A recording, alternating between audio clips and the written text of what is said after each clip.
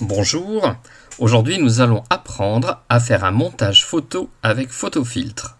Voici la photo d'origine, paysage de montagne avec un ciel vide et la lune. Dans la photo retouchée, nous avons fait apparaître une montgolfière, un deltaplane et la lune a disparu. La première étape, si vous ne l'avez pas encore fait, va être d'installer sur votre ordinateur Photofiltre 7. Réfléchissez dès le début sur le type d'image que vous souhaitez incorporer. Ici, nous avons notre photo d'origine, la photo du deltaplane et la photo de la montgolfière. Je peux ainsi démarrer Photofiltre. La première étape va être d'ouvrir l'image qui va servir de fond. Pour cela, je clique sur le petit dossier jaune et je choisis mon image. La voilà qui apparaît. Ensuite, je vais ouvrir l'élément que je souhaite incorporer à cette image. Je fais la même démarche, le petit dossier jaune, et là je vais choisir l'image du deltaplane. Le ciel ne possédant pas le même bleu, il va être important de délimiter les contours du deltaplane. Pour cela, nous allons utiliser les outils qui sont sur la barre de droite. L'outil qui nous intéresse ici est l'outil lasso. Je clique dessus et je vais pouvoir sélectionner délicatement les contours de ma figure. Il est très important lors de cette opération de ne pas lâcher le bouton de votre souris car vous devez vraiment faire un contour complet, c'est-à-dire que le point de début et le point final doivent parfaitement se rencontrer, sinon l'opération sera recommencée. Lorsque c'est terminé, la sélection apparaît en pointillé. Je vais donc copier ma sélection, c'est-à-dire le deltaplane et seulement le deltaplane. Je décale ma petite fenêtre, je sélectionne mon image de fond et je vais faire édition, coller, pour coller mon deltaplane à l'intérieur. Lors de cette opération, vous remarquez qu'apparaît le calque 1. C'est comme si vous aviez mis un calque par-dessus la photo d'origine. Je peux donc déplacer mon deltaplane. Pour y voir mieux, n'hésitez pas à utiliser la molette de votre souris qui permet d'agrandir ou réduire l'image afin d'affiner vos réglages. Pour cette première expérience, on remarque que le montage convient bien, les proportions sont relativement respectées. Ajoutons maintenant un deuxième élément, l'élément de la montgolfière. Je refais exactement la même démarche, c'est-à-dire que je vais vouloir sélectionner mon outil lasso. Pour le faire apparaître, attention, on clique sur la petite flèche outil sélection, sinon vous n'avez pas accès à l'outil lasso. Je sélectionne mon lasso, je refais la même démarche. Alors excusez-moi, là je vais le faire assez vite de manière à ne pas perdre trop de temps. Je joue à nouveau avec la molette de ma souris pour optimiser ma surface de travail. Et donc, je vais sélectionner les contours de ma forme.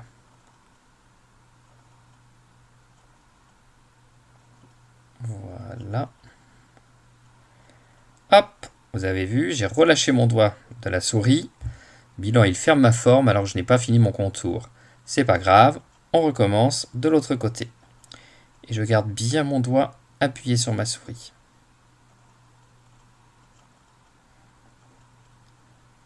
Voilà. Et c'est terminé. Même démarche que lors de l'insertion du deltaplane. Je vais faire édition, copier. Je mets mon image sur le côté. Je sélectionne mon image de fond. Et je vais faire édition, coller. Et là, je vais voir apparaître un nouveau calque si tout va bien. Voilà, mon calque est là et nous voyons apparaître notre montgolfière. Celle-ci apparaît bien plus petite que le deltaplane. Il faudrait donc que je l'agrandisse.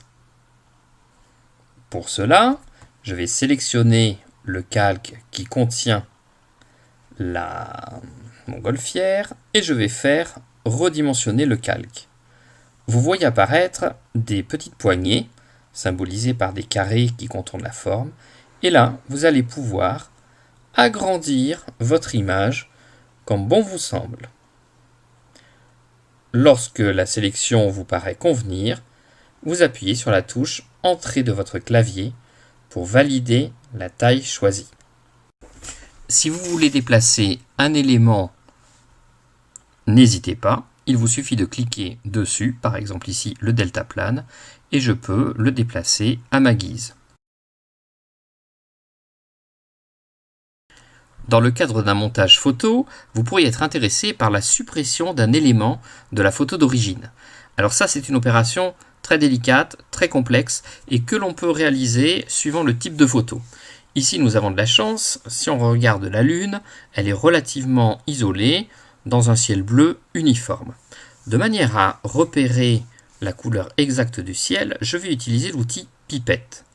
Je clique sur une zone du bleu, et le petit carré rouge sur la droite va devenir bleu, c'est-à-dire que ma pipette sélectionne l'exacte couleur utilisée à l'endroit où j'ai cliqué. Ceci étant fait, je vais récupérer mon outil de sélection. Voilà. Je sélectionne la zone qui contient la Lune. Et là, je vais prendre l'outil pot de peinture et je vais verser ma peinture dans la zone que j'ai sélectionnée en cliquant dessus. Et hop, la Lune disparaît. C'est aussi simple que ça.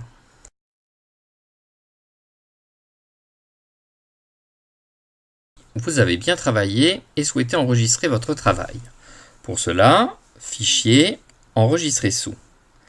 Par défaut, vous avez vu, il vous indique un nom de fichier que vous pouvez modifier et que c'est un type PFI. Alors attention, le fichier PFI, c'est un format spécifique que l'on peut enregistrer qui garde trace vraiment de votre projet, c'est-à-dire qu'il garde en mémoire l'idée que cette photo elle est composée d'un fond et de deux calques. Cela vous permet de réutiliser le projet si plus tard vous voulez ajouter encore un troisième ou un quatrième élément.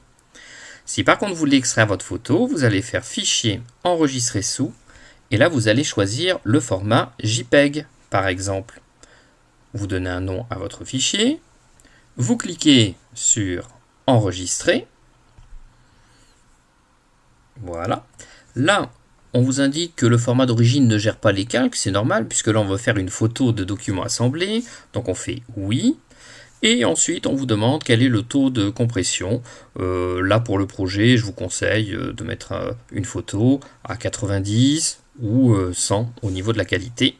On fait OK, et là, la photo est sauvegardée comme un seul et même élément que vous pourrez diffuser ou insérer dans un traitement de texte, un site internet ou autre.